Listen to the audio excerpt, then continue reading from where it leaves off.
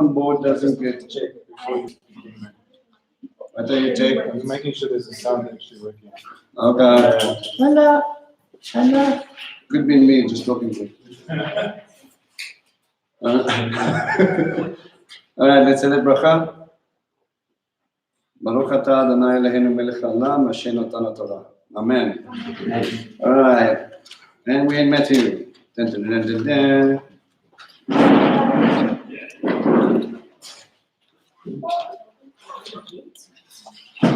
Yeah, it was a little bit sporting, discussing the end of chapter 4.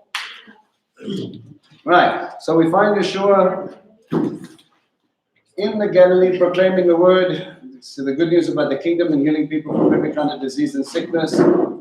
The word about this goes out everywhere, people will come, and he casts out demons, he deals with epileptics, paralytics, he heals them all, and huge crowds follow him, even from the Decapolis, Jerusalem, the Galilee, Judah, and Ephraim there.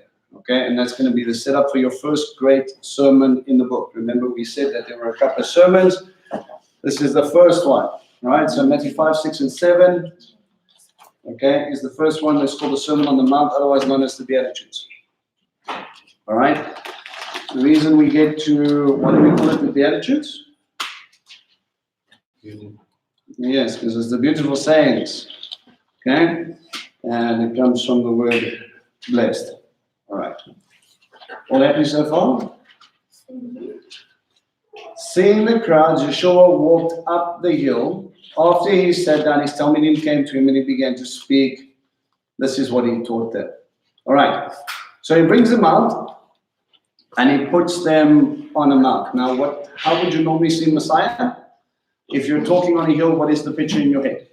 Him on top of the hill. Normally, right? We normally sit over there when we see him over the hill and we see him talking down, but that's not the way the layout of the place actually is. When you go to the Beatitudes in the Galilee today, where they believe it took place, you have this natural theater effect happening just behind the church. So what happens is you see a car all the way down at the bottom, and if you keep quiet, you can hear it change gears, and it's probably about 10 k's away. So what probably would have happened is he would have sat at the bottom of the mountain or on the hill further up, but he would have had him sitting facing him that way.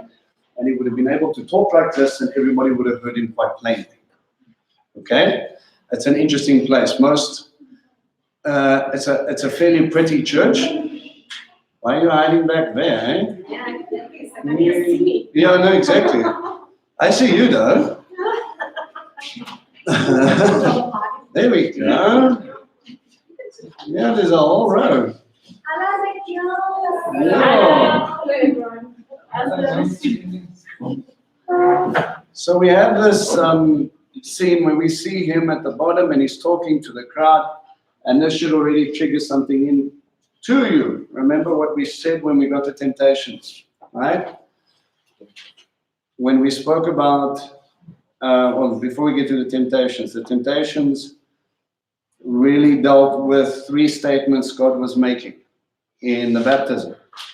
And what were those 3 statements?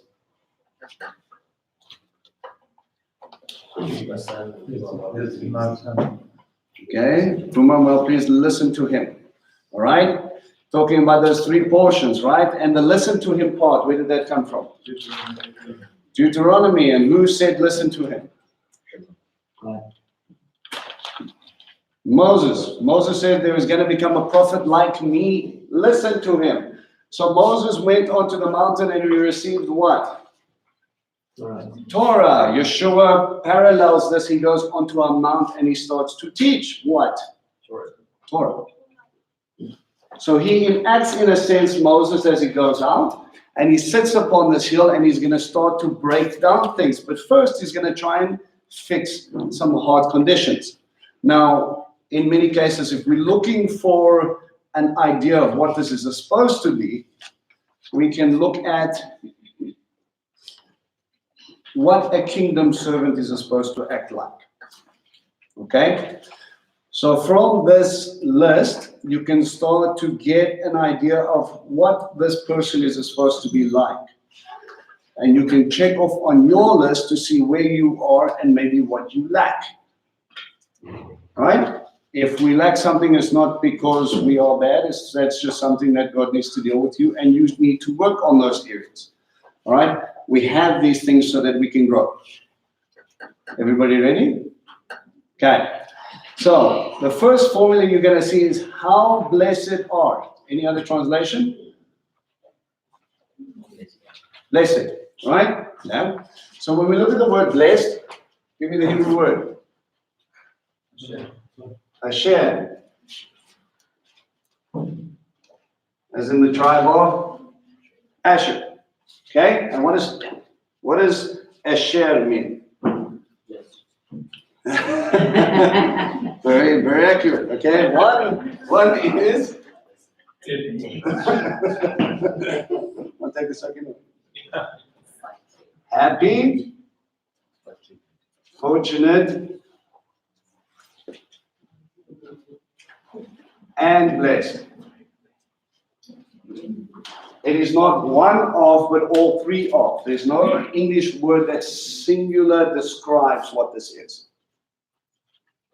You're happy that you have this. You're fortunate to have this. And you have been drawn closer to God because of this. And he doesn't pick out a formula that's not there. You see this in the Psalms. How blessed are those. Okay? So he's pulling a formula out in Tehillim again in the Psalms. And he's going to apply this to what some people say 7 statements, some people say 8. Okay? We're going to try and break these down and try and figure them out. It doesn't matter if you can recite them, it's what they are to you. How do you apply them? How do you walk this out? What does this mean to me? Because we can very quickly get into this whole idea and philosophize this whole thing, but it really doesn't help us when we think about it practically. Okay? So, he looks at it and he goes, how blessed are the poor in spirit. Now the word here for poor, what is your idea of poor? Lack of. Okay, lack of. Okay, so you're struggling a little bit, would you consider yourself poor? Right? This is not just the lack of, this is the bottom of the rung, have nothing. It's not just that you lack something, it's that you don't have anything to scrape together type of poor. When he refers to this, this is the dirt poor. He says, blessed are the poor in spirit. Okay, and let's give the second column. What is the promise that they received before we start to ask the question about what this is about?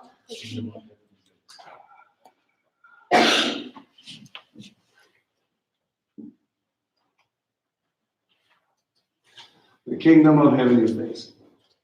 Right.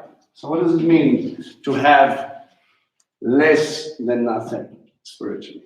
Why would that be, yay for you, good job? It means that you will need God more. Right.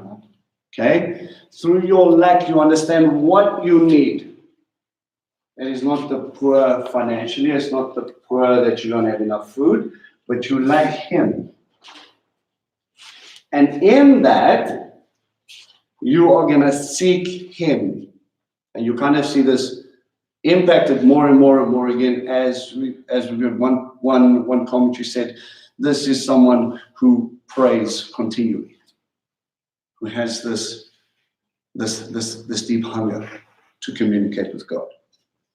So you could.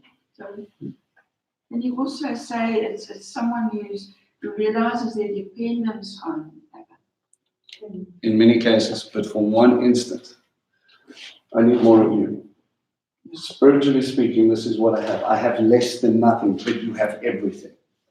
And that's what I'm aiming for. That's what I'm looking towards. Okay? What's the next one?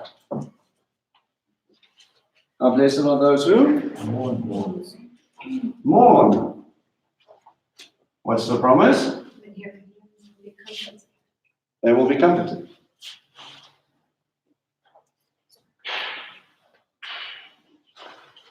Why would you be mourning? Why is it a good thing? What are you mourning about? Spiritual connection. Right. How many of you have looked around and started to focus on other people and other things and realize that maybe you're not where we should be? What is normally a sign biblically when you mourn? Tearing your clothing, ashes, sackcloth. Sometimes they stop eating, and all of a sudden my heart condition is so broken. Maybe it's for the people around you, maybe it's for the country you're living in, maybe it's for yourself. How many of you have got to the place where you sit down and you think, I am less than nothing, but yet Abba, you have called me? How many of you have that mournful heart when you mess up? And Father called you and you just broke because you messed up. You got it wrong. But part of owning that is knowing again you need more of Him so that you can be changed. He says, don't worry, you're not done. I'm going to get you there. So if we say, and I'm using these terms loosely,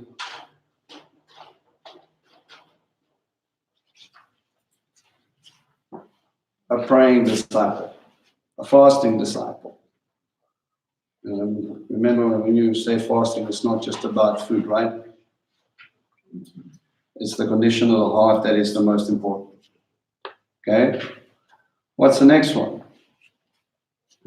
A blessed order? Meek. Okay? Now this is kind of an interesting one, because what is your normal idea of meek? That you're weak. Okay, that's the idea that we kind of have. But it's a remix.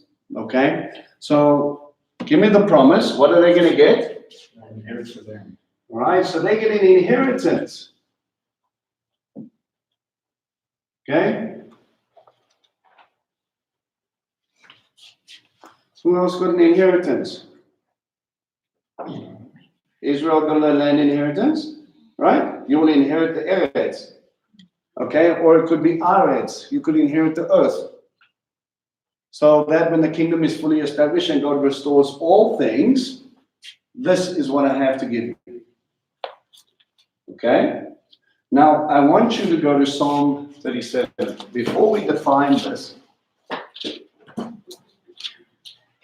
let's stick to our biblical context. And if we go to Psalm 37, and I'll read it for you, what we're going to do is I want you to try and pick up, make down little notes. What do you think this disciple or this kingdom believer has? And it's a couple of pages, all right? But you'll see a central theme that runs through it before we get down to the gist of this. Okay, Psalm 37 by David.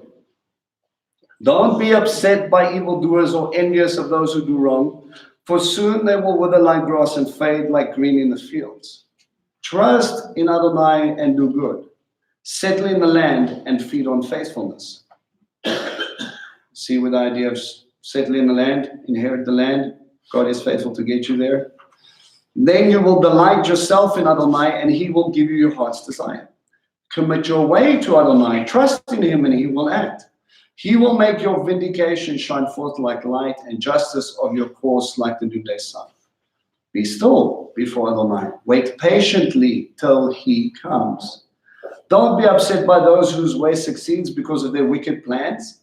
Stop being angry. Put aside rage and don't be upset. It leads to evil. For evildoers will be cut off, but those hoping in Adonai will inherit the land. Soon the wicked will be no more. You who look for His place, and He won't be there, but the meek will inherit the land and delight themselves in abundant peace. The wicked plots against the righteous and grinds his teeth at him, and Adonai laughs at the wicked, knowing his day will come. The wicked will have unsheathed their swords. They have strung their bows to bring down the poor and needy, to slaughter those whose way is upright, but their swords will pierce their own hearts, and their bows will be broken. Better the little that the righteous has than the wealth of all the wicked. For the arms of the wicked will be broken, but Adonai upholds the righteous. Adonai knows what the wholehearted suffer. I'm sorry, what knows what the wholehearted suffer, but their inheritance lasts forever. They will not be distressed when times are hard. When famine comes, they will have plenty. For the wicked will perish. Adonai's enemies will be like sheep fat, ending up in smoke. Finished. The wicked borrows and doesn't repay, but the righteous is generous and gives. For those blessed by Adonai will inherit the land, but those who curse by him will be cut off. Adonai directs a person's steps, and he delights in his way. He may stumble, but he won't fall headlong, for Adonai holds him by the hand. Isn't that nice? I have been young, now I am old, yet I have not seen the righteous abandoned or the descendants begging for bread. All day long he is generous and lends, and his descendants are blessed. If you turn from evil and do good, you will live safely forever. For Adonai loves justice. For he will not abandon his faithful, they are preserved forever. But the descendants of the wicked will be cut off. The righteous will inherit the land and live in it forever. The mouth of the righteous articulates wisdom. His tongue speaks justice. The Torah of his God is in his heart, and his footsteps do not falter. The wicked keeps his eyes on the righteous, seeking the chance to kill him. But Adonai will not leave him in his power or let him be condemned when judged. Put your hope in Adonai. Keep to his way, and he will raise you up to inherit the land. When the wicked are cut off, you will see it. I have seen a wicked man wielding great power, flourishing like a shade tree in its native soil, but I passed by again, and he was no longer there. I looked for him, but he could not be found. Observe the pure person, consider the upright, for the peaceful person will have posterity, but transgressors will all be destroyed. The posterity of the wicked will be cut off. Adonai is the one who saves the righteous. He is their stronghold in times of trouble. Adonai helps them and rescues them from the wicked and saves them because they take refuge in him. So what is meek?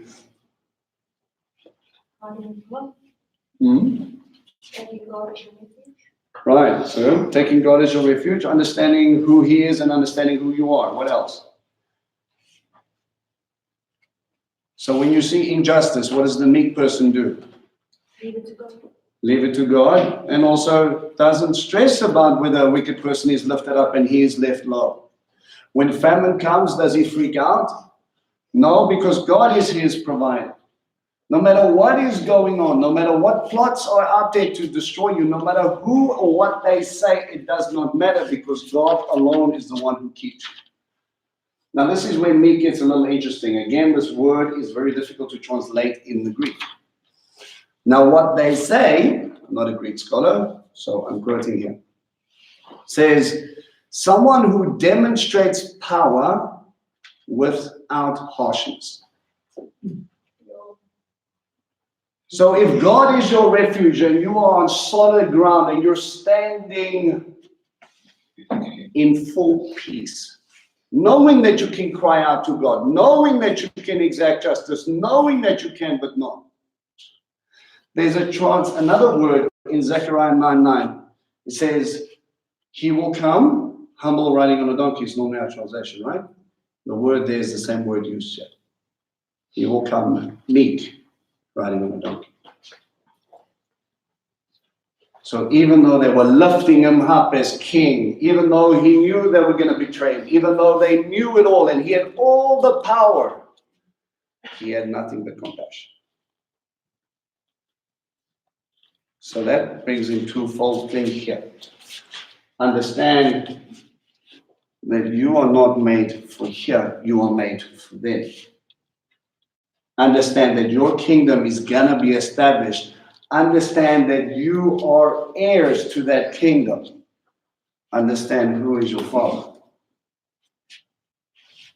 And with that power, don't be like the sons of Zebedee and call down lightning on those who mock you or those you don't like. But show compassion and love them the way Father loves them.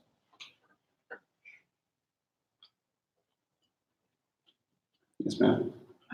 Can I just ask you, can we just then sum it up in a nutshell? Is meek then not using the strength or the power that you could have if you wanted to, but for the better you're not? Is that basically? Being all powerful, but being compassionate as well. Okay? And again, it's following God, isn't it?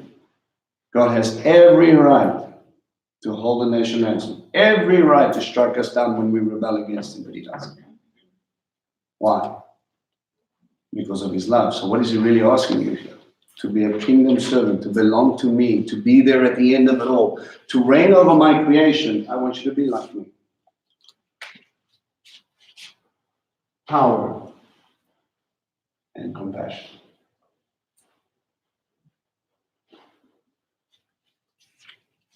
Another translation said, demonstrating power without harshness. Sometimes we need to get back to that. We need to get to God's heart. If God is your refuge, remember, they don't have him. If God is what keeps you up, it's not you. Don't let pride or arrogance come involved. The reason you're here is because he chose you, not because you did anything. The reason you're saved is because he chose to. He chose to save you. You didn't earn it. The question he asks is, what are you going to do with it? Don't you know you were made for a purpose? You were made for a future. And it's not about the stuff. It's not about who gets lifted up. You see a man who cheats on his taxes and he runs around and he does all these horrible things and you go, why? How can the unrighteous be so prosperous?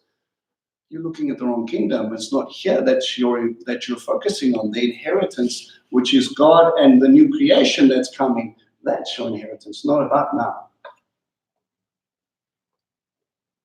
Get shifted. Move. Keep your eyes. He's going to give you what you need. He's going to cover you even though everything here is broken. That's fine. But remember, sons and daughters of the Most High.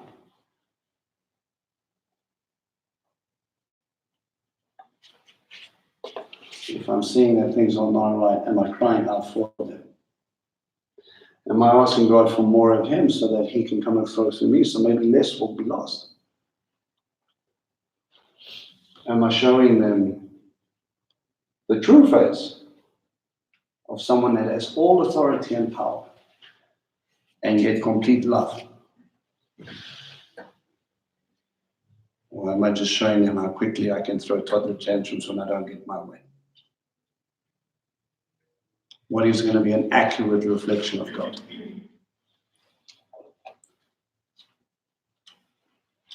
Next one. How blessed are those who Hunger and thirst for righteousness. hunger and thirst for righteousness. Thomas?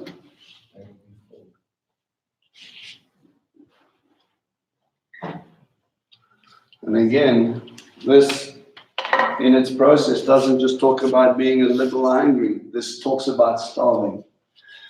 This is not just talking about being a little thirsty. This is talking about someone who has not had a drink of water for 2 or 3 days.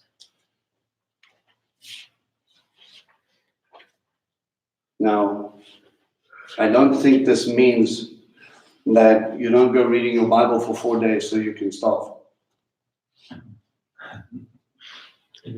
This means Continuation of seeking him.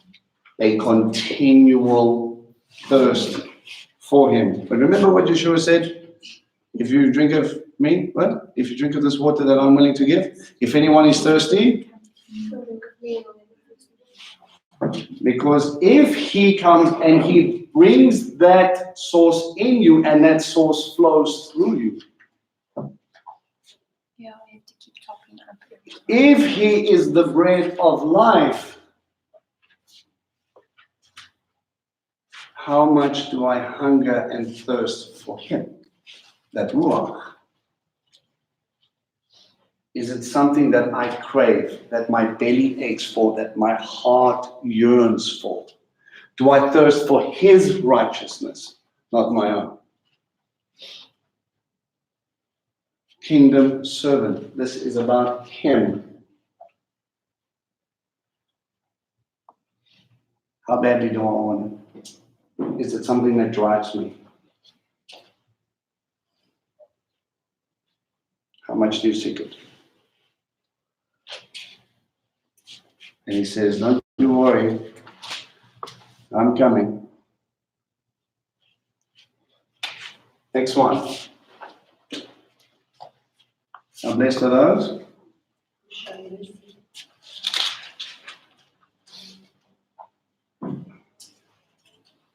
Promise?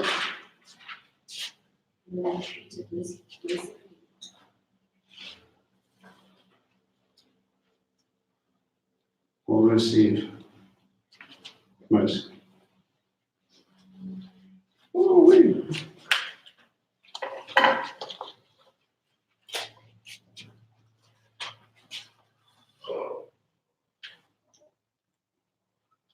Let me ask you a question, tell me then.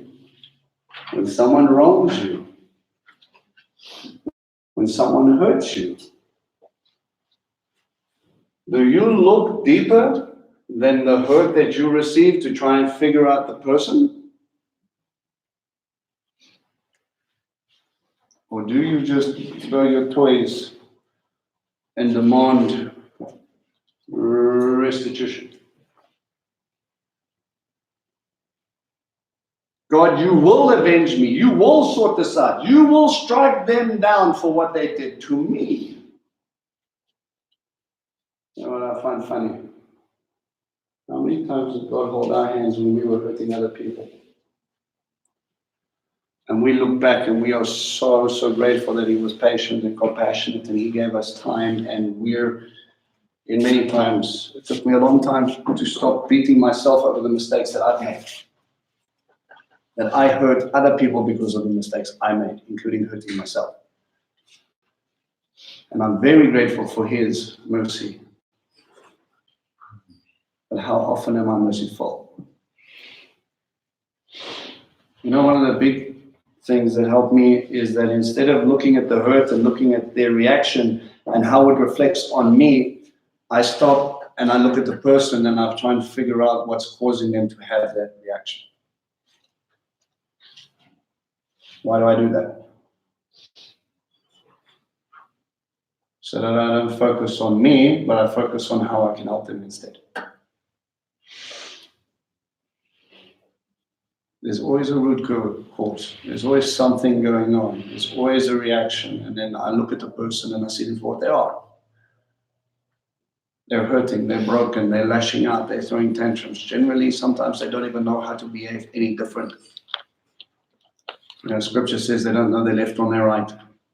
They don't know up or down. They don't know the difference between light and darkness. They have nothing but darkness. So how can I expect them to act like they have light? Have you ever met someone, you know, before God switched on your light maybe, and you remember what it was like to live life without him? You run into people like that all the time. Are we slow to anger? Are we merciful? Are we going, listen, but I acted just like you. I know you better than you think I do. You used to be me, man. And you're hurting and you're scared and you don't want to admit it. I'm not going to hold this against you. God didn't hold it against me. Listen to me, there's something else that you guys need to learn to do. As God forgave you, you don't dare hold anybody else against the sins that they have done. Their past is their past, God forgave them. You forget about it as well.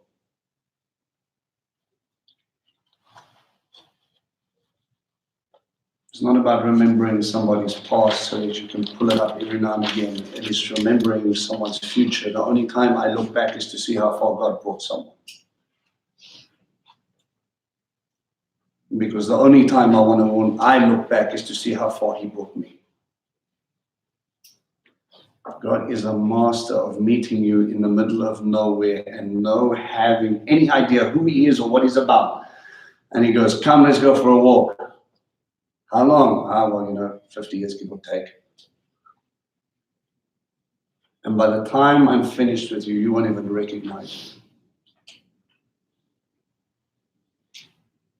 So the person you were, that can be. When someone else comes up these stairs and you might have known what they used to be like, rather pretend like you don't know them, because you don't.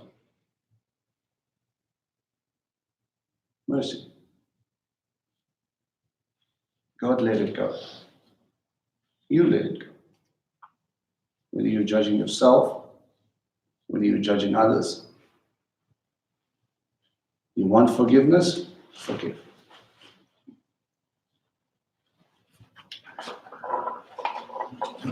Next one. For those who are pure. Pure in heart. Now, doesn't that just sound like one of those warm, squishy feelings? Oh, you're so pure in heart. What does that even mean? The promise is they will see God. They will see him. Now, a little note here. If you're so busy focused on him, it's not about you. What are your motives?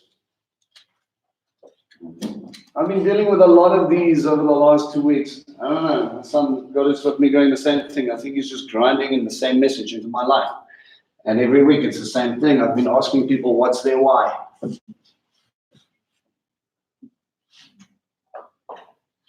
Why are you fighting for this?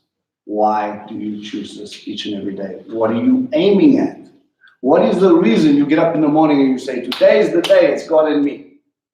When my feet hit the ground, it's discipleship on the move. Before my feet hit the ground, it's Abba, thank you, I'm alive and I'm here and let's do this. And before I go to bed, thank you, Abba, you did some awesome things today. Let me rest up. Tomorrow's going to be another big day. What is your why? What is your motive? Don't hide anything. Don't hide anything. What is your motive? Some of us forget our why.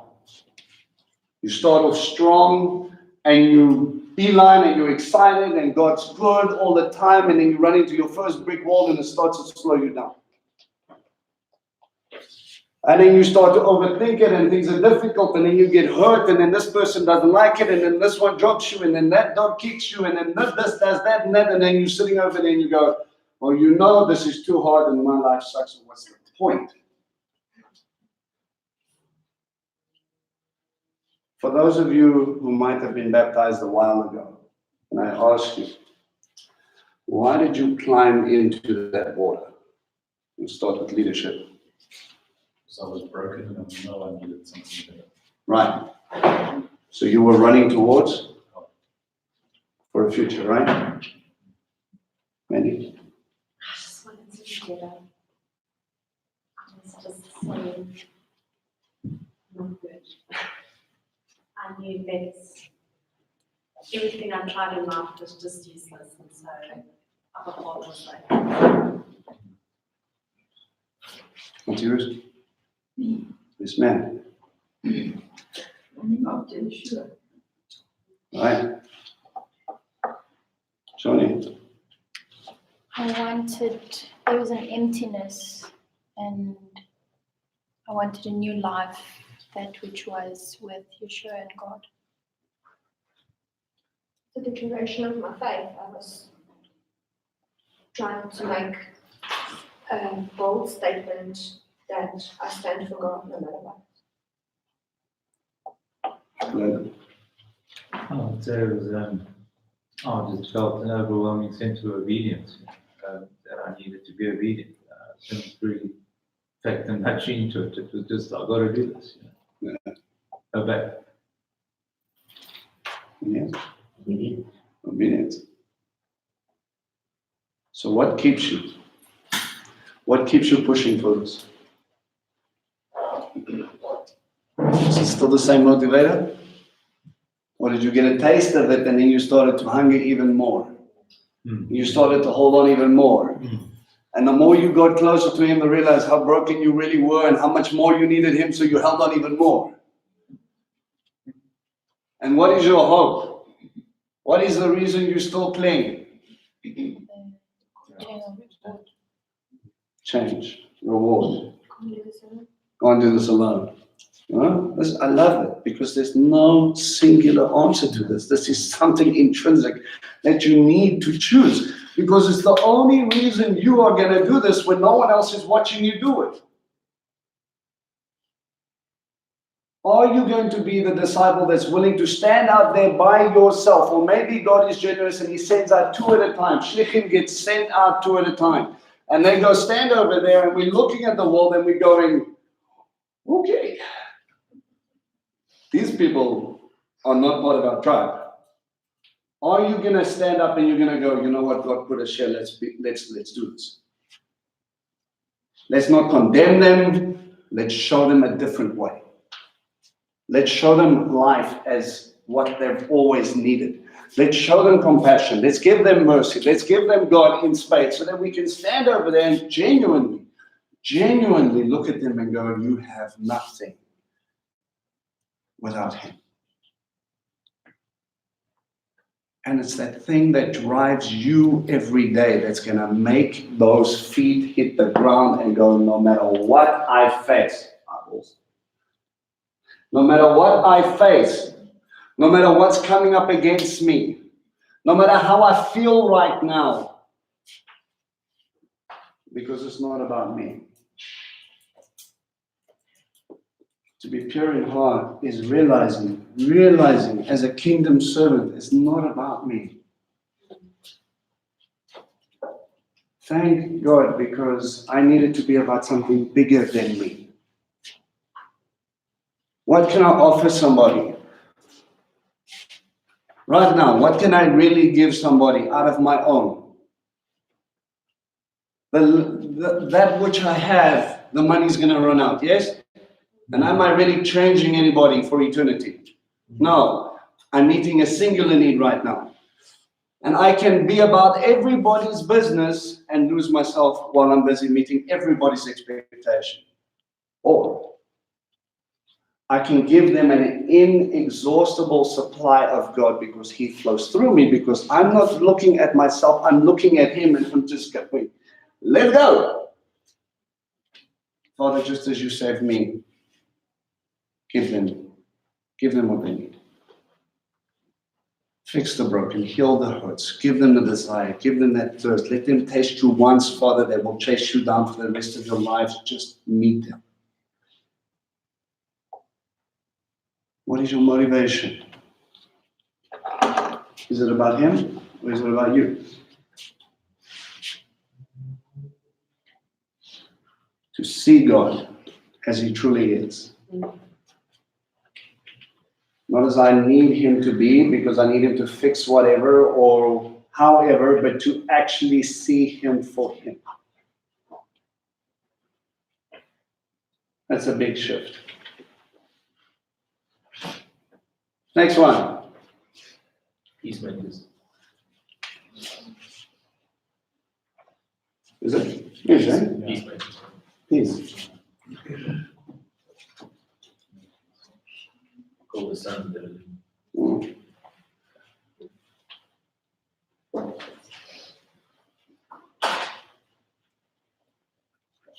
Sorry, ladies, this is not for you.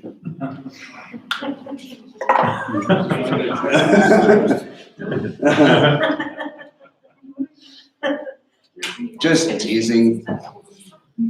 Just teasing. What does it mean to be a peacemaker? How do I make peace? Hello? And then, yeah, person hiding behind book number 2. Don't worry, we'll just stare at book until she answers. I've got all night and a cup of coffee. What do you want to do? What is the question? What's a peacemaker? To make peace. How do I do that?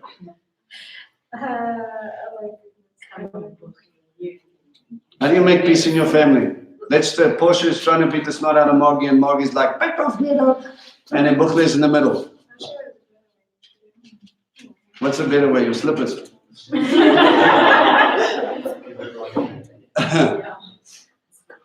How do you make peace? I think you have to have peace to make peace, quite honestly, because otherwise you're running around just looking Right. for an issue. Okay. Now you can't give what you don't have. What else? You put yourself in the middle. Pretty Right. much.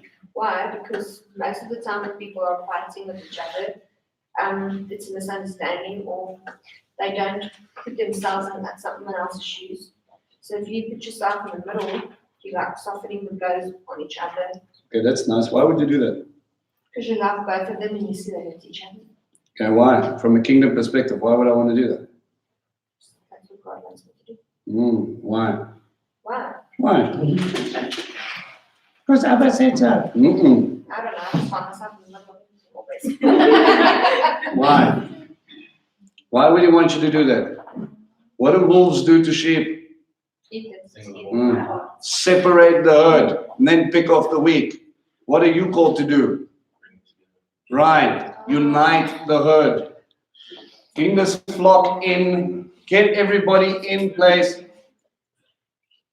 Also, I think wisdom, I mean, if you take a look at Solomon, you had those two prostitutes that came with a baby that was dead and was live. Yeah. And to bring peace, he had wisdom from God. So, bring your sword, I'll cut it in half. And then that brought it out. So, putting yourself in the shoe of the people as well. Right. To understand what they're going through. Yeah. And in many cases, it And could not be just blaming and judging before understanding. rendering justice fairly. When a person is wrong, it's wrong. Own it. Okay, we get it. You made a mistake. You were grumpy. You threw your toys. But now let's face the consequences of that. Also, sometimes people go into blind rage and they can't see another side, another way to it. Why do they do that? Broken piece. In many cases, they do. But there's one major factor. It's more about self than it is about anything else. It's how I feel when you did that to me. That's it. It's not how you felt, and you must be hurting to be able to say something like that to me. How many of you walked into an office or walked into a room and realized someone's having a bad day? How many of you turn around and go the other way? If you can. How many of you are willing to change the situation by being gentle? So when you walk in and you realize someone's having a bad day, is it possible that you could walk in and just look at them with compassion in your eyes and saying, you're hurting that much, I can see. Love. They might not want to hear it right now. They might want to vent. They might want to growl. They might want to do whatever. But how long are you going to sit there and realize they're not shouting at you? They're not whining at you. They're just trying to process hurt. How many of us just take the time to actually look at someone for what they're busy dealing with and help them understand where God is? Because this is not peace, it's not the absence of conflict, this is shalom. Everything is as it should be because he's on the throne. Are you looking to him? Are you focusing on him, or are you just trying to force your own agenda? One's going to bring peace and one's going to bring conflict. Can I ask, coming from another angle, can it be rest? Because Yeshua said, I give you my peace, the peace that surpasses understanding. But also be rest. So there's stillness, there's quietness about you. You teach others to do that as well. Because I can't remember where it is now, but I think it's pertaining to, it's all that and it says, Father cherishes above all else a quiet spirit. Incento. It's in Peter. So can it be that, or is it not quite? No, I think that's very much part of it. Because a lot of the time, the conflict is within a person. So how do I help them deal with that? Because most of the time, let's face it, because of the brokenness, we lash out. We don't get it, it forms a trigger, the trigger brings an explosion, and so we carry on with our same destructive cycle. You know, Yeshua was there, like we read in 1 John 4, he's there to break the sin cycle. If that's part of it, if sin is self-destructive, then it's about changing you, so it's less about self and more about him. Right? You will be called sons of God. You will belong to him. You will act like him. You will be truly. Remember when it talks about you will be like sons of Abraham, that means you have the faith of Abraham. If you act like God, you will truly become sons like God. You will be really acting like your father. Next one. Persecution. Guys? For righteousness' sake. You guys don't mind, I'm just going to do it again. Persecuted for righteousness.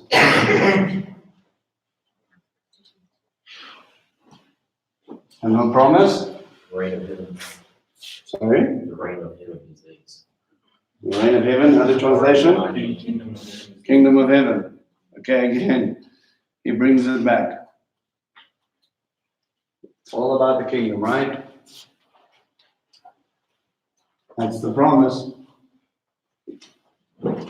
Kingdom of God. If you're persecuted for righteousness, why is that a nice thing? Is it a good thing? It's an expected thing, actually.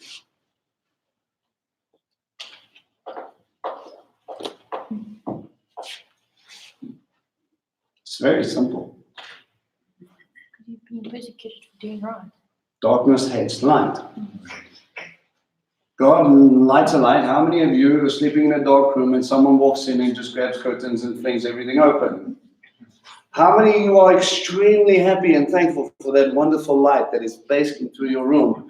Or do you hear more like really fake, crazy noises of like hissing cats and such things?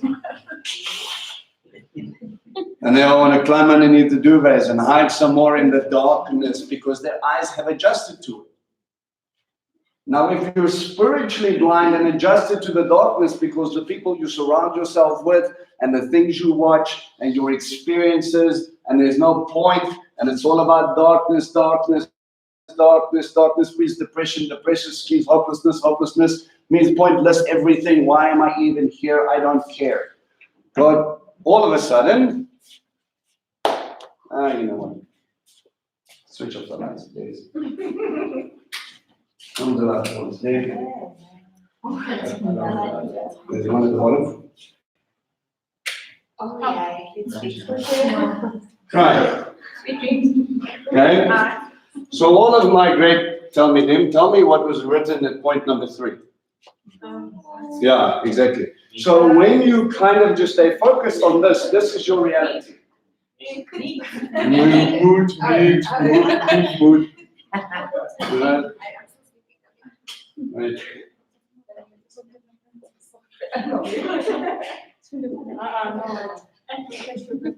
What's interesting, because you seem to only focus on yourself. I'm not worried about Yeshua. Now, all on my own.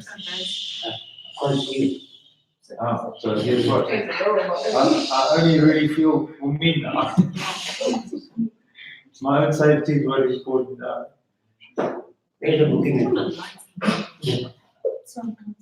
And then my eyes are getting used to it now. Now I know it's you. I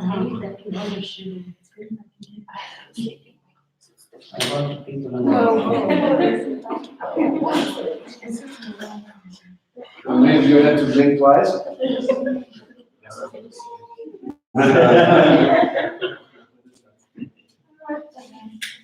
What happens if that is your reality?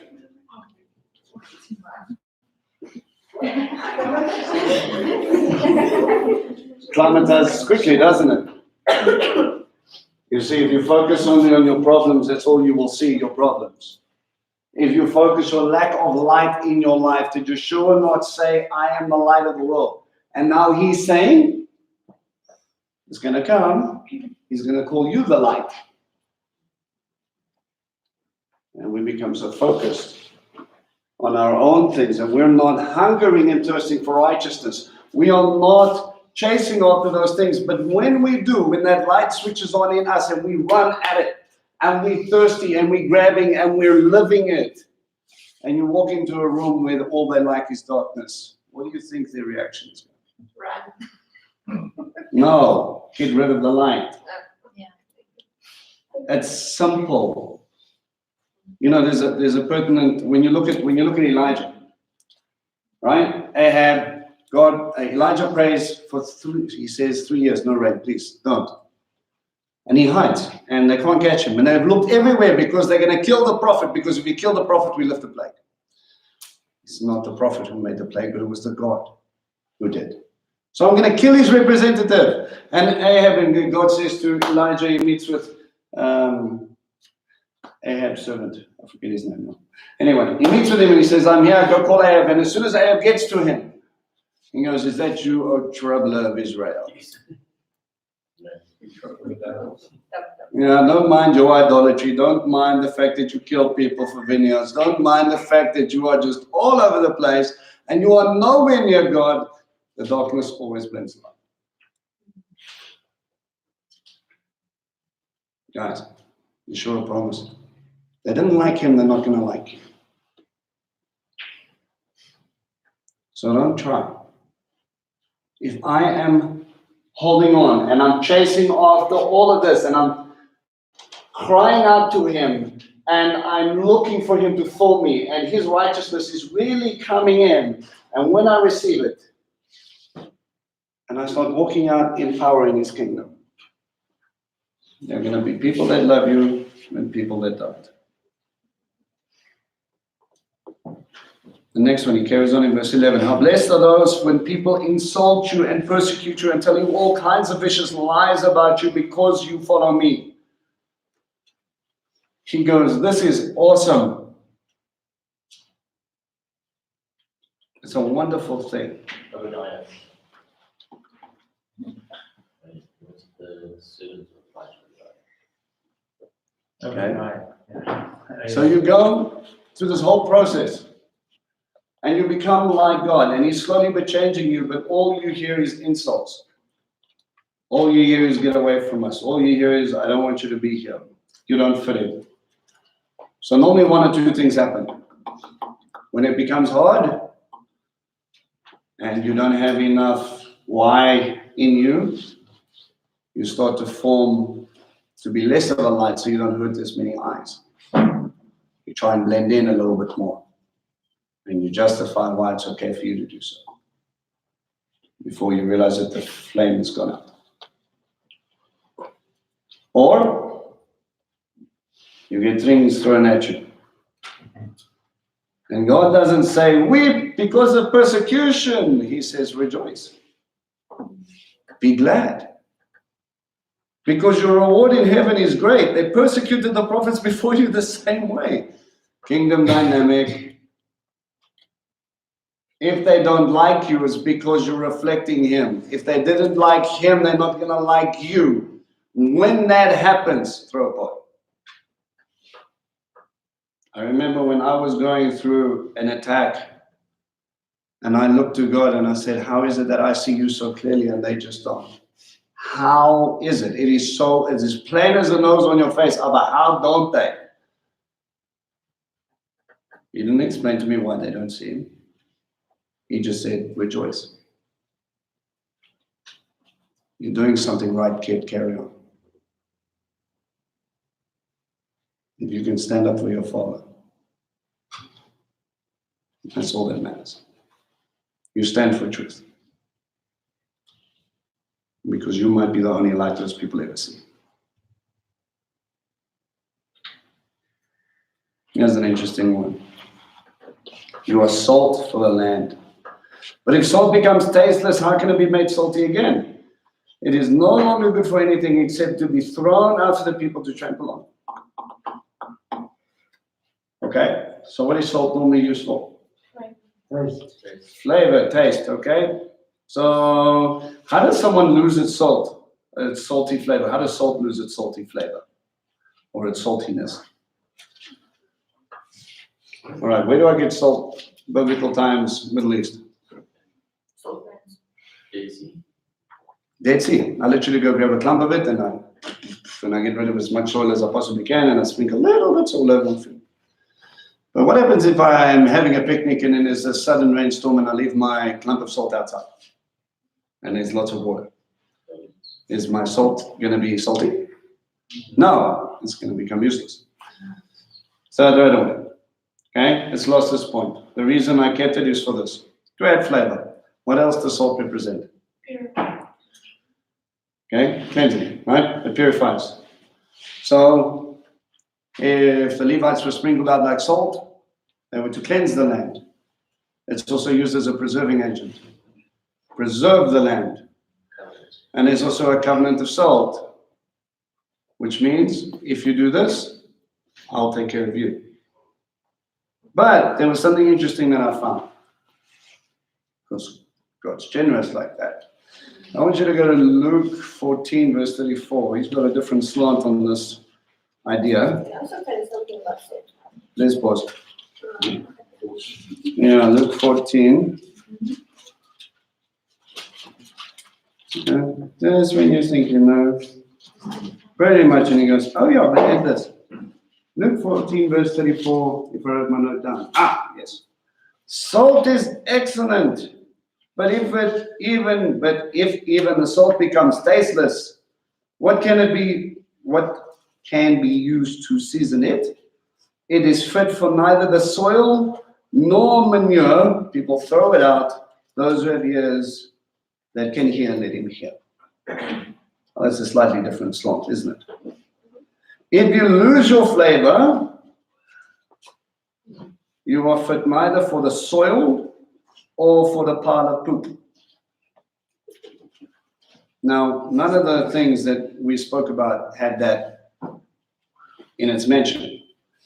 So apparently, I got and did some research, apparently, something that they don't talk about, in the place where you go for a walkies with your little spade, and you go and do some stuff, or you go put your animal areas, salt is sprinkled around it because it is a disinfectant. Cleans, right? So that was an ancient practice. But you would think it would have stopped there, but he says it's neither good for the soil as well. Here's a really weird fun fact.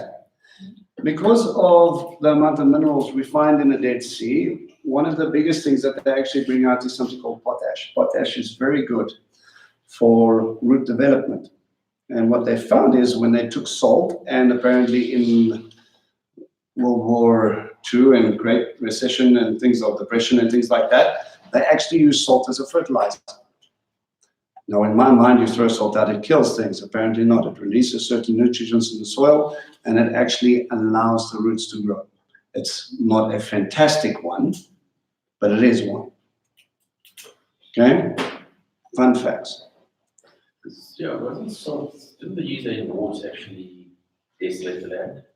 That's what I wanted to say. Is it not maybe excessive amounts? Probably It a depends on little what- bit of amounts because of the potash actually inside of it actually starts to get something going. It's really odd, but it is what it is. I checked this fact 3 different and actually went into a whole bunch of reasons why. Yeah, I did Luke, I did the same sort of digging, and I found that they mix salt with fertilizer Yeah. in those arid regions, exactly for what you said. Yes. Then the commentator also took it a step further, and he said if you add too much salt, Mm. it actually burns the crops. Yeah. And he said you need to give the word in good measure, so as not to drown or burn I was gonna say, don't be a Bible basher, because you're gonna push people away. too much salt. Right. Too much it'll burn and it'll sting and it'll be too painful and then they'll run away. Little bit by little bit, yeah? Helps grow roots. About 12 years ago, God spoke to me about salt. And I don't know what you call it in English, we call it Kudansi. It's this big reference book that Yes. you use. the pastors usually use. Concordance. And what I found in there was, Lot's wife turned into a pillar of salt. It was weird, why salt? She could have been anything. Right? But the great amount of salt that she was, the place where she was standing, she made it infertile. That sand concentration is just so much that nothing can live there. Mhm. So if you do get, if they win wars, they would sprinkle the salt. I don't know why, you just answered that. But if we are like salt that is thrown away so often, then where we are going to war, we are going to be fruitless. Well, if there's too much in measure. No. Right. Okay, so we have different aspects of it, so we need to start to look at this and let's listen to what Messiah said, right? You are the salt for the land. But if the salt becomes tasteless, how can it be made salty again? It is no longer good for anything except to be thrown out for people to trample on. You're not throwing it into your fields. You're not disinfecting around the areas for the manure. You're not using it at your table. It is worth nothing. There is no point in your loyalty. If you are salt and you become tasteless, never lose your function. Never lose your why. You were saved for a reason, and that reason is about the kingdom. It's not about you. You are light for the world. A town built on a hill cannot be hidden. Likewise, when people light a lamp, they don't cover it with a bowl, but put it on a lampstand. What's the word in Hebrew for lampstand? Menorah. So what is he referencing? So listen to what he says. He says, so that it shines for everyone in the house. The house in rabbinic writing is the temple. That lampstand, that menorah, represents the seven spirits of God. It is light. That means God is here. It was a picture of the Shekhinah, the very presence of God, which was light. Okay? And at the same time, when we look at this, because we have light, the priesthood can function. Don't hide it. You missed the point. Now, there was something called signal fires on cities. When I came close to a city, okay, they would use Northax and things like that to burn. It would give like a licoricey sort of scenario, but it would burn white and it would burn hot and it'd be bright, but it lit off a black smoke. If I see that and I'm coming up to the city, what does that mean?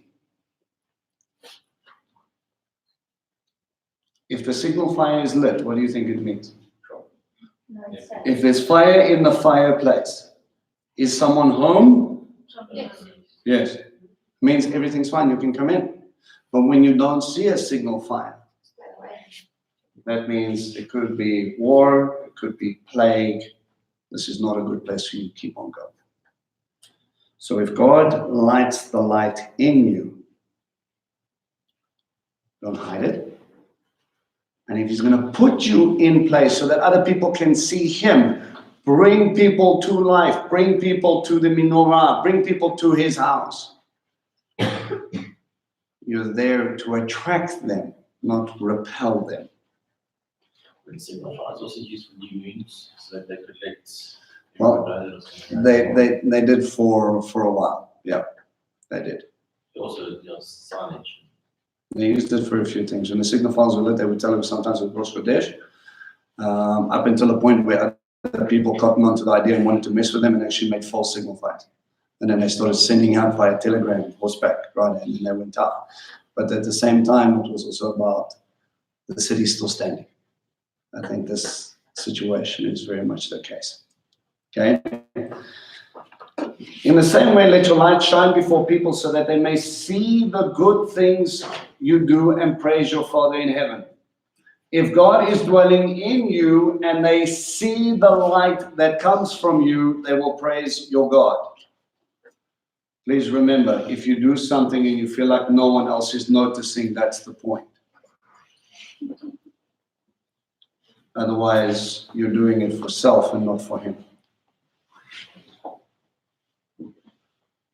Don't think that I have come to abolish the Torah and the prophets. I have not come to abolish, but to complete. All right, let's stop there for a second. Now, this word obviously has caused some very interesting debates in our time. Now, if we look at it from just a plain sense as it's normally translated, I did not come to abolish, but to fulfill.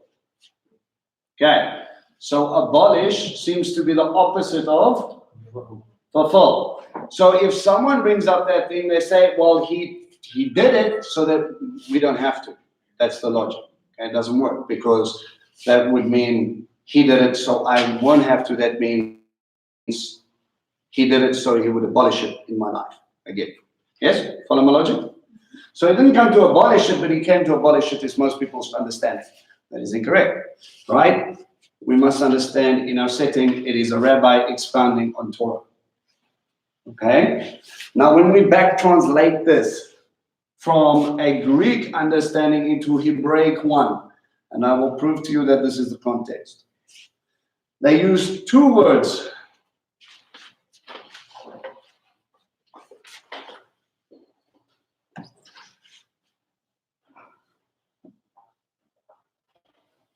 Ekayem means to uphold.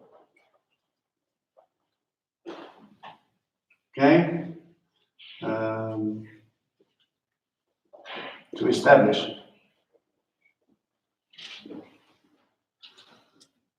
And levatel, which means to nullify, to break. Right? Now these two terms are Hebraic terms used when two rabbis get into discussions about how to observe God's instruction. So, when Yeshua, a rabbi, comes up and he starts explaining Torah, which he's going to get into, he's going to challenge the interpretation of the people that were there before him. If I challenge the interpretation, I want to adjust a heart condition problem that is prevalent and that's going on here. Legalistic understanding. What's the definition of legalism?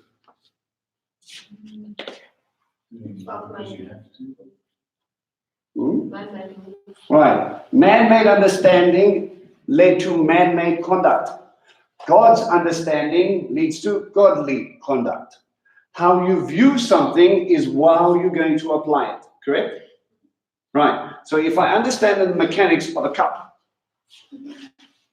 how to use the cup correctly. If one uses their feet to hold the cup and puts their big toe and their next toe over there and gently lifts it to pour said coffee into one's mouth. Functionality, working good, yes? We'll have lots of scorched people because this is very difficult if you don't have monkey feet, which I do.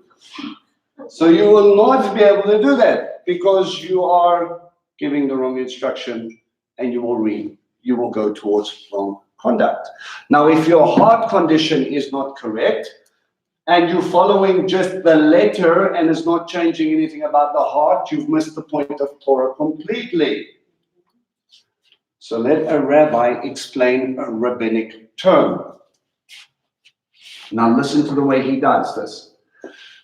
Yes, indeed, I tell you that until heaven and earth pass away, not so much of a yud or a stroke will pass from the Torah. There's two also interesting little terms. You get the yud, teeniest little letter, also the first letter of God's name. Now, when you see that script, they actually do a little bit of a kick and then they come up. That little least stroke of the pen is that piece of the yud. Some of our translations will say not one jot or tittle. Now, some people believe that's a little punctuation mark at the bottom, which at that point they never had. So it can't be that. It is this point here, which is a decorative rendering of something they call a quotes. It is the slightest stroke of a flare of a pen to bring into the yod. It's like studying calligraphy. If you've ever seen a scribal man do his work, a scribe go out, you will see that specific touch.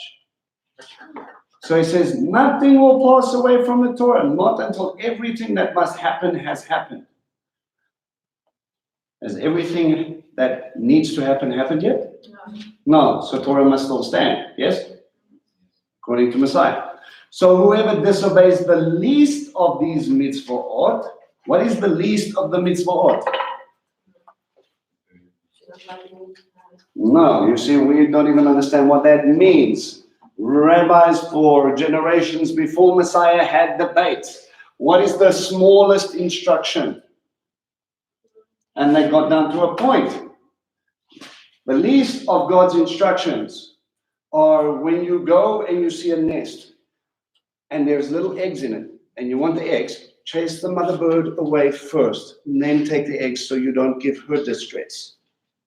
That is the least of the Torah mitzvot. And he says, if you nullify the least of these, if you don't do this, the least of these, you will be called least in the kingdom of heaven. If you don't take the least of the commandments seriously, you will be called least in the kingdom. But listen to what he says. It says, whoever disobeys the least of these mitzvot and teaches others to do so will be called the least of the king in the kingdom of heaven. That's important. In the kingdom. So even someone who teaches not to follow the least of the instructions is still in the kingdom, correct? It appears so according to what Messiah says. But whoever obeys them and so teaches will be called great in the kingdom of heaven. Can I share this translation? Because I'm not leaving much room for talking. It's the Names of God translation. It says, don't ever think that I came to set aside Moses' teachings or the prophets. I didn't come to set them aside, but to make them come true. I can guarantee this truth until the earth and the heavens disappear, neither a period nor a comma will disappear from the scriptures before everything has come true. So whoever sets aside any command that seems unimportant and teaches others to do the same will be unimportant in the kingdom of heaven. Right. I think that's very plain. That is, without getting into the rabbinic idea. Okay? Now, That's a bit confusing, what the scripture to me, because if thou be unimportant in the kingdom or in the kingdom, thou recognize them unimportant, but will they still be in the kingdom? yes, ma'am. So my understanding of that, if we took it as a salvation issue, you're still saved. But because you didn't take his instructions seriously, you will be called least. So it's not that they're speaking in the kingdom of heaven and they're calling him unimportant. Yes. And he's not in, but he's in.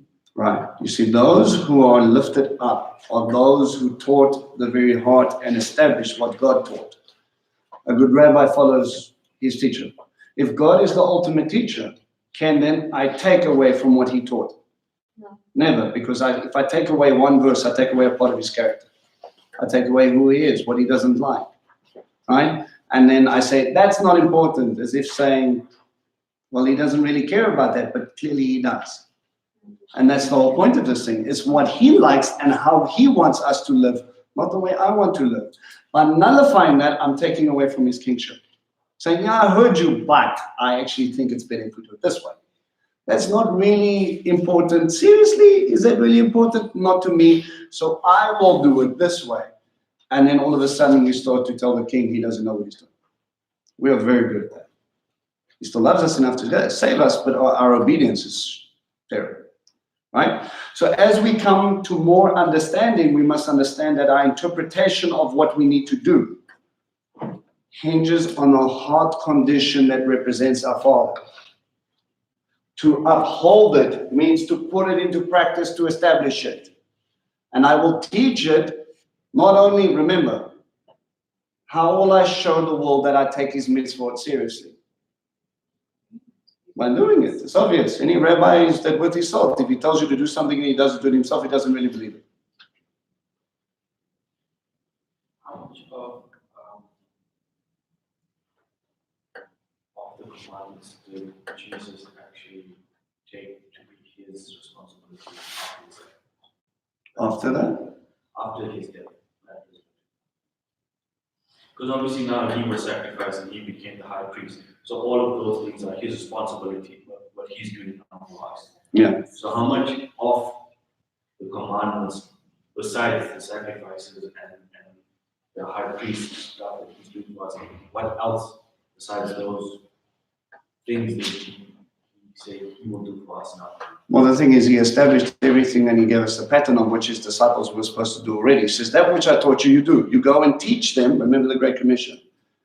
Teach them to obey everything that I taught you to do. And what did he teach?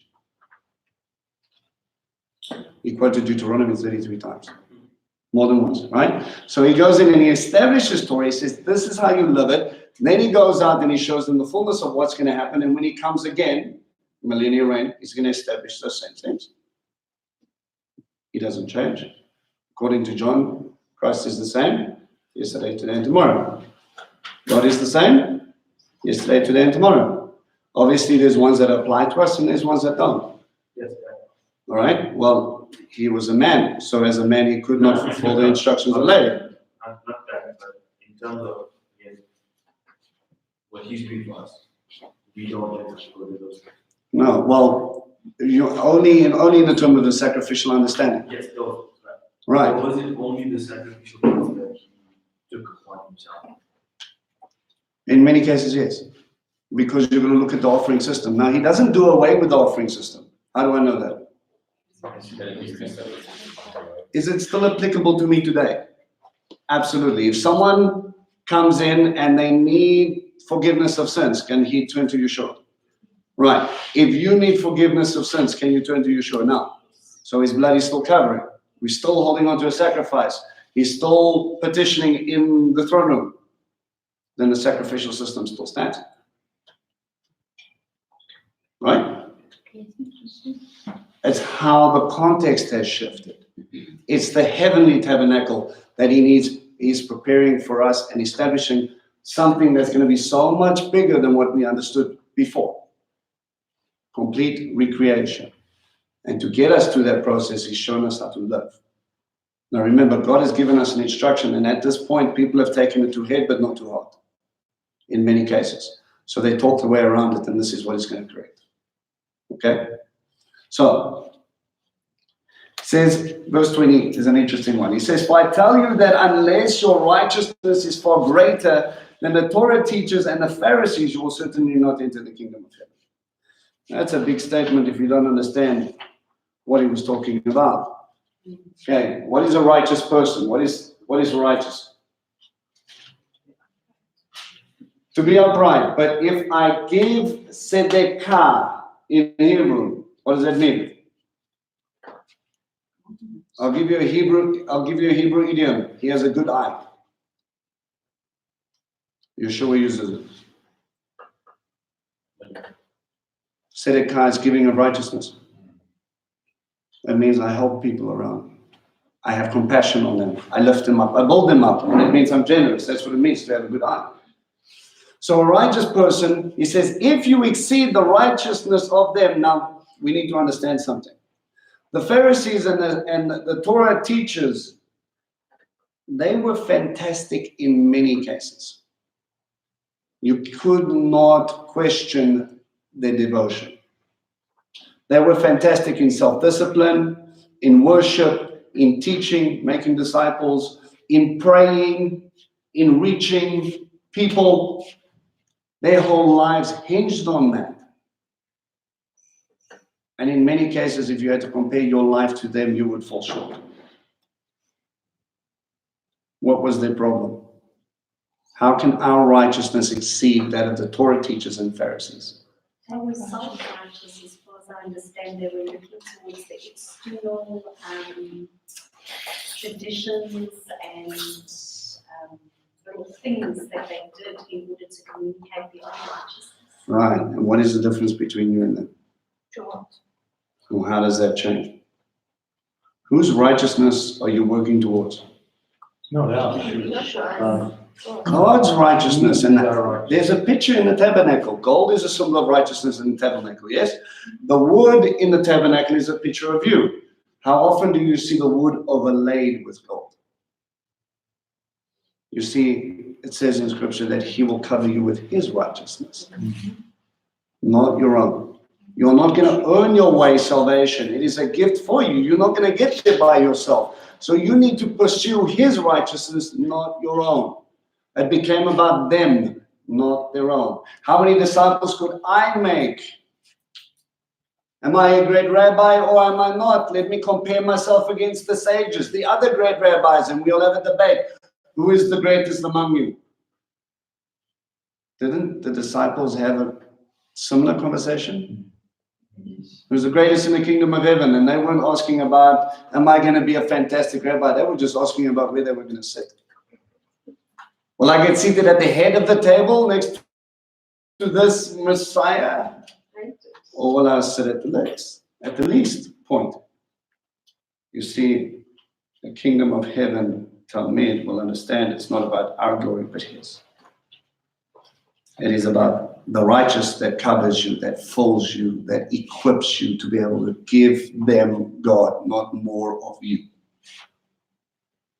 Get yourself out of the way so he can flow. Now, this is where he gets to the heart condition challenge. He says, you have heard that our fathers were told. In other translations, you will heard that it was said. But I say to you, interesting translation, says, do not murder, that anyone who commits murder will be subject to judgment. Where did they get that? Torah, right. And they said, but I tell you that anyone who nurses anger against his brother will be subject to judgment. That whoever calls his brother you good for nothing will be brought before the Sanhedrin. That you say fully equals the penalty of burning in the fire of Gehenna. You see, Yeshua does not nullify the mitzvah. He correctly interprets it. How does he do that? You say you didn't touch him, but I say you killed him 1,000 times in your mind. Don't tell me you're righteous.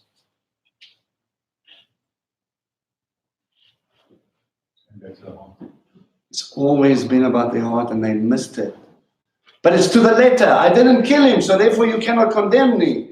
I hold you accountable because with that much hate, how long will it take before you do kill him? If he was dying in a pit, would you help him? No, I never killed him. He fell into the pit. Come on, he's not a nice guy. All of a sudden, there is no love in that statement. Murder is about hate. It's your heart that's wrong. It says you're following the mitzvah, but your heart is far from me. You honor me with your lips, but your hearts are far from me. Are you establishing God? Or are you leading to tell people, don't worry, you didn't kill him, you're still fine, God loves you. It's okay. You scream at him and you curse him and you tell him, you fool. What translation do you have in your Bible? What does it say there when he calls someone a fool? When you're at things. Raka. Yeah. Some translations will say it's a spitting word. You spit at him. Isn't that what happened to Yeshua? Spat at him, but it's more than that. The word is actually a curse. The word is actually saying, God will never love you. Don't you ever think about that. You're useless, you're good for nothing. And that will sit in someone's brain and that will drive them so far away from God that they will have no hope, and that's on you. Don't you ever come here and telling me you're a Torah teacher, but you tell someone that you do not have the heart of God. You have committed murder. He will have no eternal life because of the things that have come out of your mouth. So you starting to understand? As the rabbi is hitting them with some stuff. He says, so if you are offering your gift at the temple altar and you remember that your brother has something against you, leave your gift where it is at the altar and go and make peace with your brother. Then you come back and you offer your gift. He says, don't think that you're going to be okay with your Father in heaven. He's watching everything that's in your heart. If your heart's not there, don't even think about the offering. It means nothing. The offering is not the problem. Your heart is the problem. If someone sues you, come to terms with him quickly while you're on the way to court, or he may hand you over to the judge, and the judge to the officer of the court, and you will be thrown into jail. Yes, indeed, I tell you, you will certainly not get out until you have paid the last penny. So if you don't make right, if you've hurt someone and it hasn't technically been okay, don't justify it, fix it. You have heard that our fathers were told, do not commit adultery. Does that mitzvah still stand? Hope so. But I tell you that a man who even looks at a woman with the purpose of lusting after her has already committed adultery with her in his heart. So you've already done it in your heart. You've already done it in your mind. How many times have you played that over in your head? How long do you think it will take until she notices, and if she's inclined to, all you need is opportunity. Same as murder. Be careful what you ponder on, it becomes your actions. It becomes your reality. Listen to this statement. If your right eye makes you sin, gouge it out and throw it away. Better that you should not lose one part of you than have the whole body thrown into Gehenna. If your right hand makes you sin, cut it off and throw it away. Better that you should lose one part of you than have your whole body thrown into Gehenna. Now, I've heard one guy tell me that he was willing at the point, because he was struggling with an addiction on the internet regarding pornography, that he went to God and he said, Father, I need to take out my one eye, I'll do it. Now that's a pretty serious conviction right there. Number one. Number two, I looked at him, I smiled, thank God, God freed him from it. But I said to him, but doesn't your left eye see the same thing that your right eye does? So what's the point of having one less eye? That's not what he's talking about here. Yeah, but I'll take it out. It's not going to stop you thinking about it. It's your brain, it's your heart. It's what you're focusing on that's the problem. He's talking about people. If your body, that part that's supposed to be your eye, is so broken that it doesn't want to do what it's supposed to do and encourages misinterpretation, misconduct, it's okay to sin, just as long as you don't physically touch someone or get caught. Because it only takes, you need 2 or 3 witnesses. So if one person catches you, don't worry, you're going to get away with it. Snap on the wrist. We'll keep watch. He's saying that person you don't deal with, you get them out, because they cannot fellowship with you. You will not function together. They will lead you to Gehenna. Instead of the whole body working, get rid of the problem. Who's he talking to? Scribes and Pharisees. And he says, your heart condition is wrong and you're poisoning my body. I'm going to cut you out unless you get fixed. It was said, whoever divorces his wife must give her again a certificate of divorce. But I tell you that anyone who divorces his wife, except on the grounds of fornication, sexual immorality, makes her an adulteress. Makes her an adulteress. And that anyone who marries a divorcee commits adultery. Why do you think he's addressing that to a bunch of scribes and Pharisees? Why do you think there's a heart condition problem here? So changing things to suit them. No, because it got so bad that because of their hardness of heart, they would have discussions that if you burnt the soup, he could tell you to leave. It became so easy just to do. Are we far away now?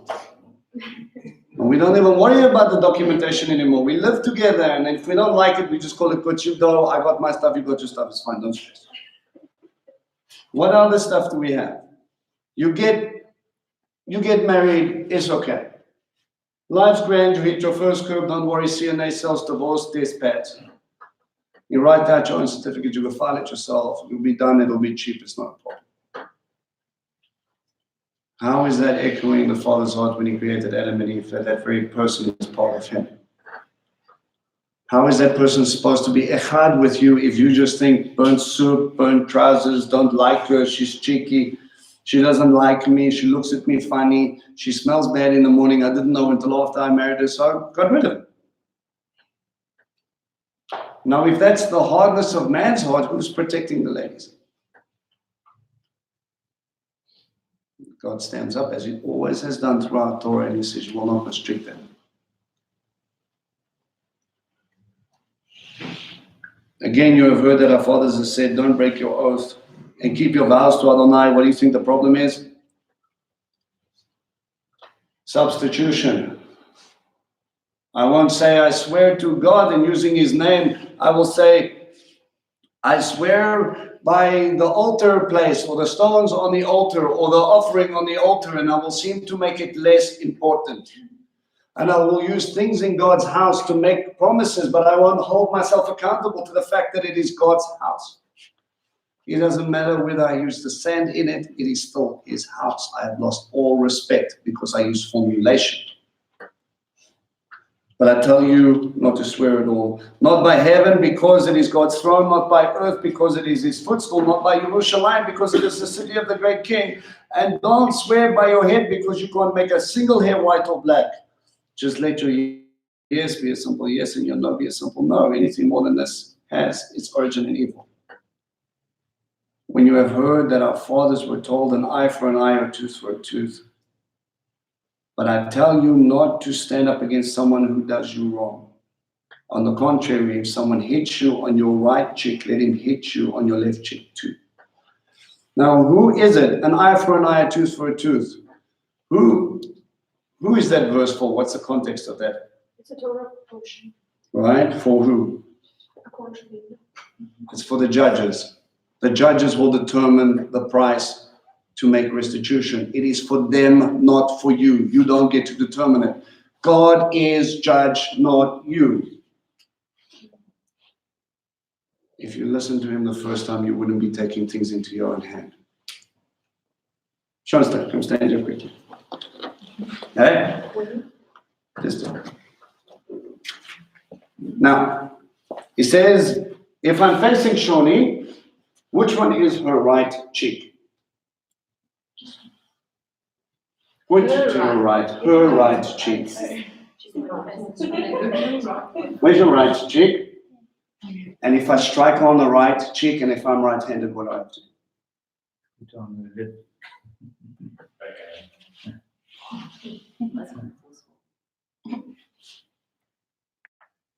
A backhand slap, not even a frontal one. I'm walking away, and then out of rage, I strike. And out of that, she says, hit this side too, brother. It is a backhanded move. What does that tell you? Thank you. It's deception. It's a lucky shot. It's a sucker punch. It's disrespectful. He did it to you underhandedly. And he says, if he hits you, who's the judge? God. And there's an interesting thing here when it talks about a bondservant. If you strike your a slave, who is going to hold him to account? The owner. If you are God's son and God's daughter, who is going to hold that person to account? God. It is not your job to take vengeance. God is dealing with a bigger picture here.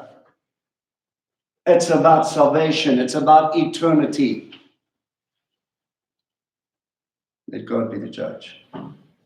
He says, let him hit you on the left cheek too. If someone wants to sue you for your shirt, give him your coat as well. What does it matter? And if a soldier forces you to carry his pack for 1 mile, carry it too. It was on Roman law that they were allowed to do this. You, Jew, you're nothing. There's a 30, 40 kilogram backpack. You need to carry it for 1.6 kilometers. There were mile markers on the road, and you didn't have a choice. He says, why stop there? Go an extra mile for them. Did Yeshua not turn the other cheek when they struck him? When they spat at him? When they persecuted him for righteousness' sake? You see, he's showing you, he's telling you what he expects from you. And then he went and he showed you what that looked like. When someone asks you for something, give it to them. When someone wants to borrow something from you, lend it to them. You have heard that our fathers were told, love your neighbor and hate your enemy. But I tell you, love your enemies. Pray for those who persecute you. That was their logic. Pray for those who persecute you.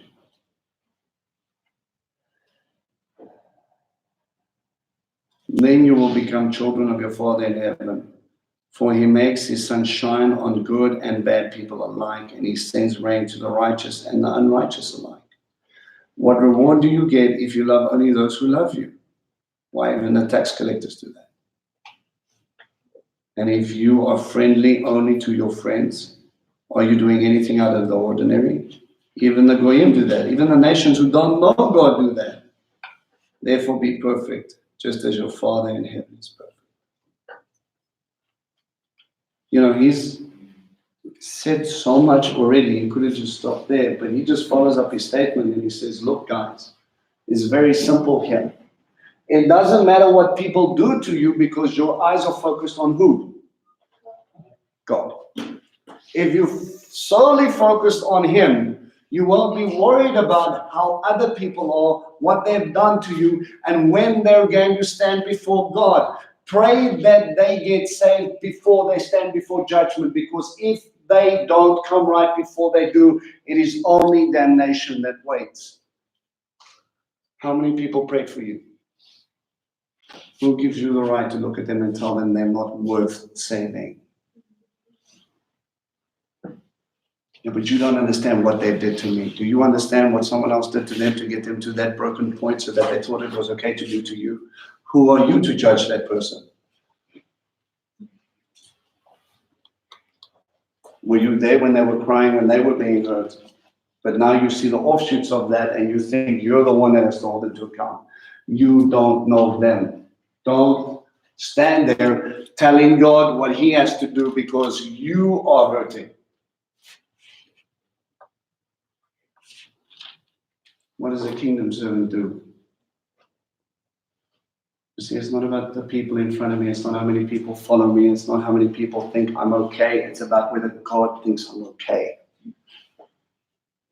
My why is not man. My why is God. And if I'm solely focused on him, it doesn't matter what the world does that's lost, it's confused. It doesn't know him. I do.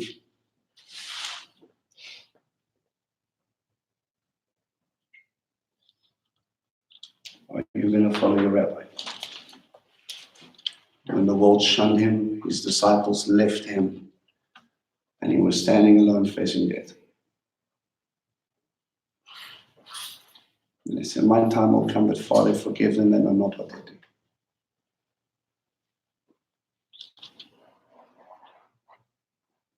I'm not trying to wash away your hurt. I'm not trying to get rid of all the things that you've had to carry, but I'm telling you, let it go, because God's going to hold it to account.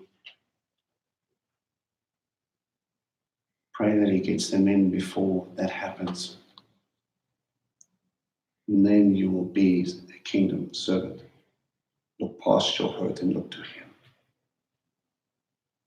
How much has he had to look past in you to get you here? And you're still a work in progress. You still require mercy. You still want patience. You still want ruach. You still want power. You still want mercy. Father, each and every day flow through me so that don't get stuck on me. Guys, this last thing, it says, be perfect for your Father in heaven is perfect. There's only one way you're going to get that right, is if the ruach flows so much and so strong that the world doesn't see you, but it sees him.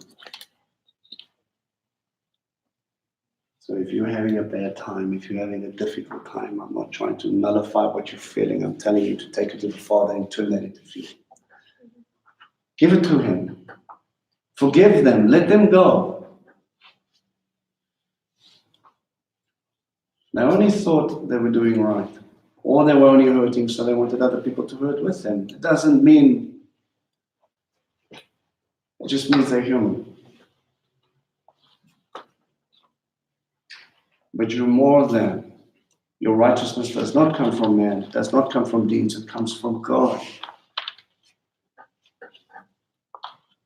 And if that gift flows through you and pumps through your veins, and is the why you get up, because you need to be covered in his righteousness, to be filled so you can flow, so he can flow. And then you will expand the kingdom of God. Then you will look at man and see him for what he is, lost, confused, and they don't know their maker. And if you see them for what they really are, you will understand compassion, because you were there too.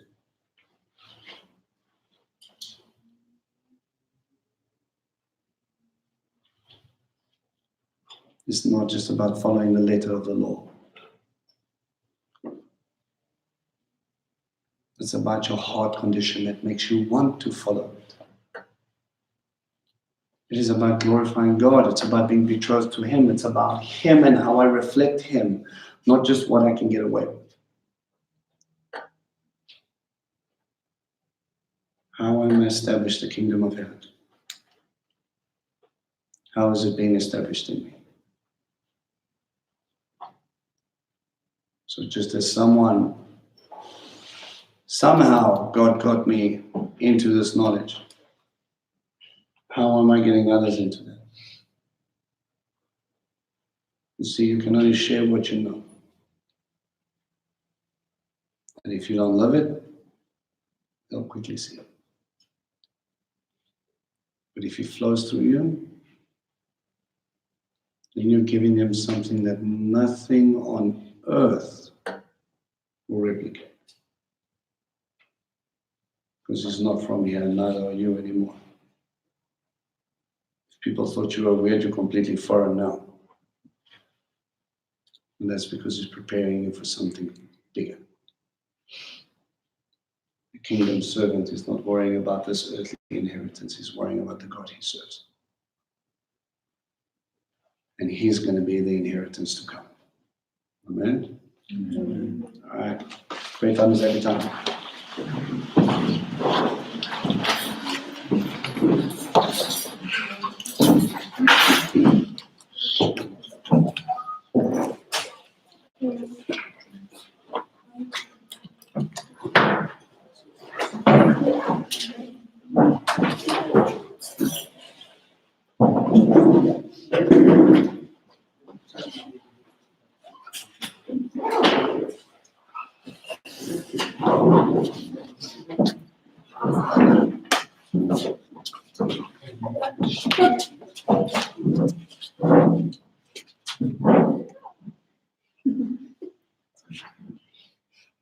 Father, I just want to thank you again, Lord Father, that we can just come into your presence, Lord Father, and just listen to the words of Messiah as he expounds and he teaches, Lord Father, on what Torah was always meant to do. Father, we have something intrinsically wrong with us, Lord Father, and that thing that's inside of us is, whether we want to admit it or not, Lord Father, is rebellion. Father, we just need to take ownership of that. Father, forgive us as you deal with that, Lord Father, in us, and I pray that you do. In each and every one, through the power of your Ruach HaKodesh, Lord Father, through your word. Lord Father, I pray that you would just go as deep as whatever you need to do to get every single ounce of it out, so that we may truly see you as who you really are, not looking at you through a veil. But when we understand you, Lord Father, and how far you will go and how much you truly love us, Lord, we will be able to share truly, Lord Father, who you are. Father, I pray that for everyone here, everyone who's not here, Father, I pray that not one would be lost. Not one that you have given to me, Lord Father, I pray not one would be lost. And Father, I pray that you would convict, that you would build, that you would break, that you would do whatever you need to do, Lord Father, because you only you understand what needs to happen to get them next to you. And I pray that you deal with every hurt that we have, every self-worth issue, all the pain and broken baggage, Lord Father, that we have slipped along, Lord Father, for so many years. Anything any root of unforgiveness that we have, not only for people, Father, but also for ourselves. Help us let go of what you, long ago, Lord Father, you've forgiven us, and let's move on. Cast it from our minds, from our own mind and from the minds of those we've hurt, Lord Father, and may we just bring true light, Lord Father, as you refer to us. We just thank you that we can take ownership, Lord Father, that you understand that we're broken and we need you. And it is in our brokenness, Lord Father, that we just lift up our voices to you, Lord Father, and we just pray that you would send your word, Lord. Right now, Yeshua, Mashiach, Father, right now. That you would just continue to prepare us, Lord Father, and get us ready for what's to come. Help us bring those in, Lord Father, whom you have called. Help us train up disciples, Lord Father, that will reflect you. And may your righteousness in your name, Lord, be remembered until the time you come and forevermore. I just want to thank you for that privilege, Lord Father, of being trusted with your flock. May you find your sons and your daughters doing what you've called us to do. We just give you glory. In Yeshua's name we pray. Amen. Yeah, fall asleep right there.